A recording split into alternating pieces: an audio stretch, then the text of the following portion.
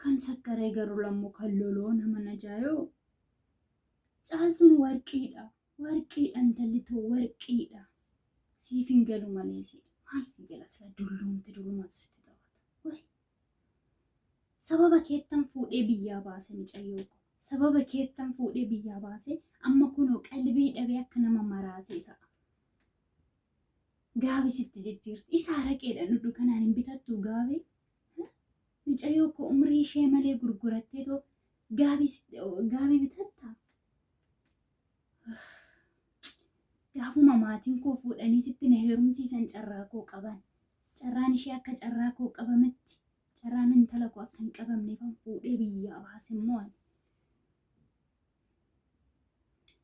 Bishaan naa jijjiira sanuu. Haadha caaltuu kun akkana maalan godha sila maalan godha. Danda'uudha waan biraa waanan godhu tokko qaba. Buna mallee siin hin jenne haadha caaltuu koo qalbiin qabu qalbiin na keessaa baate kunoo mucammaa bira na jira. Mee buna hin dhugduu beeka haadha caaltuu kun akka maalan baqqaa qalbiin na keessa hin jirtu mucuma sana odoo xiqquma ishee sagalee ishee dhaga'ee caaltuu dhugu. Buna dhugu amma maalan buna dhuga xiqqoo isheen sitti haasaa jedheen dhufee. Dhufee kunoo raafee jira. Duma buna kadhatu raafee. Sakkaree. Buna dhugu bakka haadha caaltuu sii bilbilti gannati yoo caaltuun irratti bilbilte daftee sii bilbilti yaaddain waanuma tokko yaaddain. Waaquma kadhadhuuf uma tokko iyyuu hin taatu. Naguma ishee haa taatu haadha caaltuu waanuma tokko iyyuu hin taatu mucayyoon kee. Yaaddain kunoo ijoollee baay'een illee akkasumatti hojjetanii too galuun uma tokko hin taatu. Nan beeka gara dhalaati kanaaf yaaddofta malee ishee uumaa hin taatu. Waaqayyuma kadhadhuuf jabeessituma kadhadhuuf. Yoo rafe jaarsi keellee. Uffaduma buna si kadhatu rafe.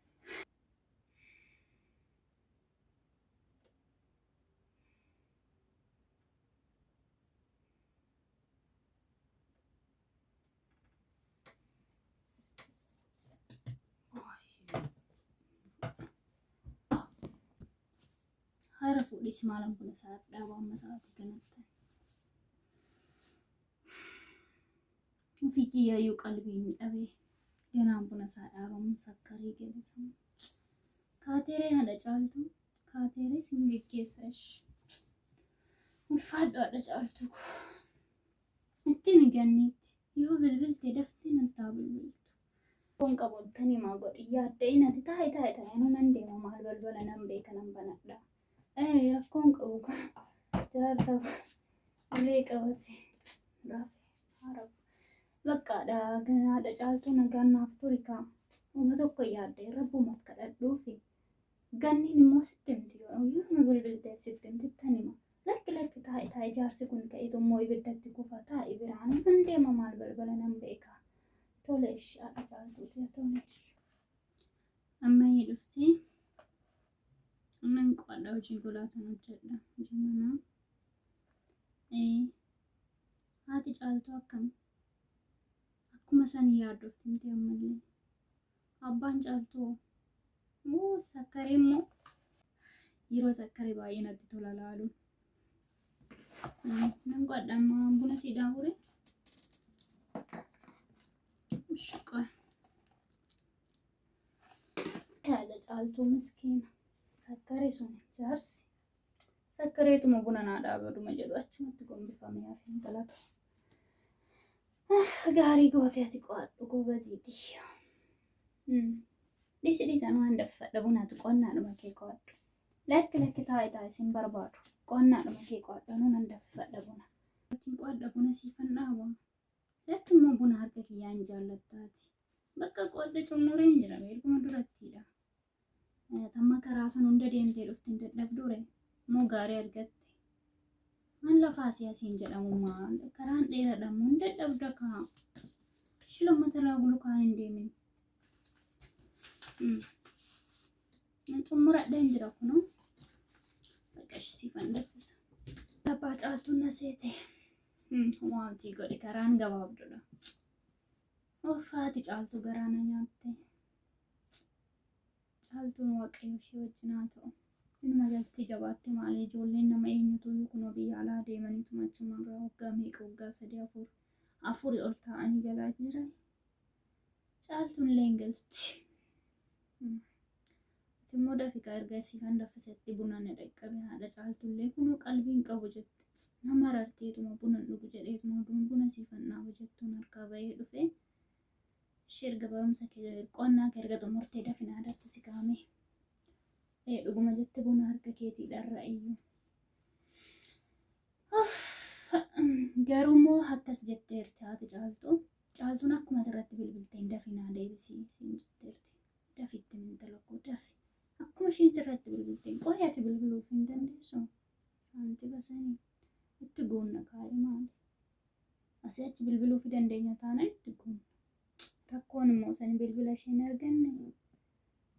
Bakka dhisikaa bilbiltu maal gooneen kadhanna waaqayyuma kadhadhuuf atillee kadhannaa kee keessatti yaadadhu.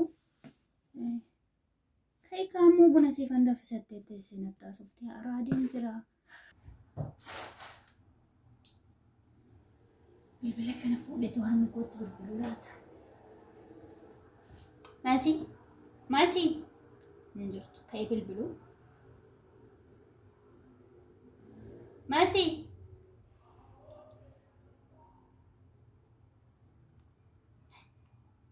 ka'een bilbiloo kiin Hela wayii gannat akkam jirta ana caaltuudha. Ayyiin caaltuudha. Naguma nagaa koodha waaqayyo faa galatu akkamatti jirta harmeen koos nagaadha. Caaltuudha kaa ndee akkamitti narraanfatte harmeen koos nagaadha. Ani nagaa koodha akkamisin jirtu jireenyi maal fakkaatame. Lakki bilbilan arganne malee sin obsuu dhabeeti miti. Bilbilan arganne kaa gannas maaliin beektu biyya ormaatiin deemeyan. Amma kunoo jirti micoon tokko kan waliin hojjennu. Micoodhuma lammiidhuma keenya garuu akka nama biyya kana godhatti akka ishee goggodhu osoo argite. Isheen hin jirtu amma eessa akka deemte hin beeku san fasii bilbileema. Manni guddaadha waan ta'eef achi keessa garas hojjette natti fakkaate bilbila asitti gattee deemte bilbila iyyuu lafa godhuun beektu akkamitti akka isheen irraanfattee deemte hin beeku malee. Bakka amma kana yoo sittaasa'ee sagaleedhuma kee dhaga'uu barbaade tanan harmeen koos akka yaaddoof netti naaf himi. Ani nagaa koon jira hundumtuu na bira bareeda. Isinis nagaadha miti. Afaan hin beeku akkamittiin gaafadha afaan hin beeku mucayyoon kun akka natti godhattu osoo argite. Yeroo isheen mana jirtu yeroo madaamiin mana jirtu hojiin isheen hin hojjenne hin jiru. Yeroo isheen mana gadi baate garuu bilbiluma qabattee deemti ammayyuu akkatti isheen dhiiste dabarte hin beeku malee. Iyyeen dhoksaadhaan si bilbile asirratti dammata deebisteen bilbiliin miskoolallee waan tokkoyyuu hin godhin. Anamma bilbila kee nan balleessaa harmi kootti bichaa nagaa ta'uu koo naaf himi abbaayyiin hoo jira nagaa isaatii. Ammayyuu hin dhugamoo abbaayyiin. Harmeedhaan wal lolumoo? Harmeedhaan nagaa naa jedhiin. Ani nagaa koon jira hundi keessanuu nagaa naaf jirtu jedhiin siifan bilbila. Madaami koo gaafadhe siifan bilbila bakka rakkoo hin qabu ishee.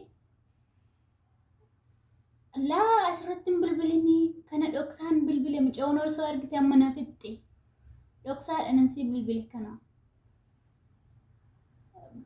Laa biyyuma keenya lammiidhuma keenya afaan Oromoo dubbatti garuu akka ishee goggodhu osoo argite. Afaan beektu waan ta'eef as keessa turteerti. Jarrisummaa akkuma hin jaallatu ta'e hin beeku ani isaa. Afaan hin beeku kaan immoo. Nan baradha uumaa miti. Maazariin keessa nagaa isaaniiti. Shunduma isaaniitu nagaa naa jedhiini. Bakka natti deebiti mucayyoon waan ta'eef nan cufa bilbila keessa dileetiin godha ishii. Hangaan isii bilbilutti immoo asirratti hin bilbilin. Kadhadheen dadhabe naan diddee. Bakka ishii caaltu koo. Bakka ishii ganniyee. Nan cufa ishii. Ciao.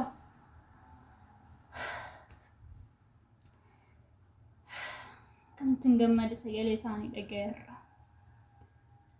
Harmeen koos nagaa jirti. Nan dileetiin godha qaba.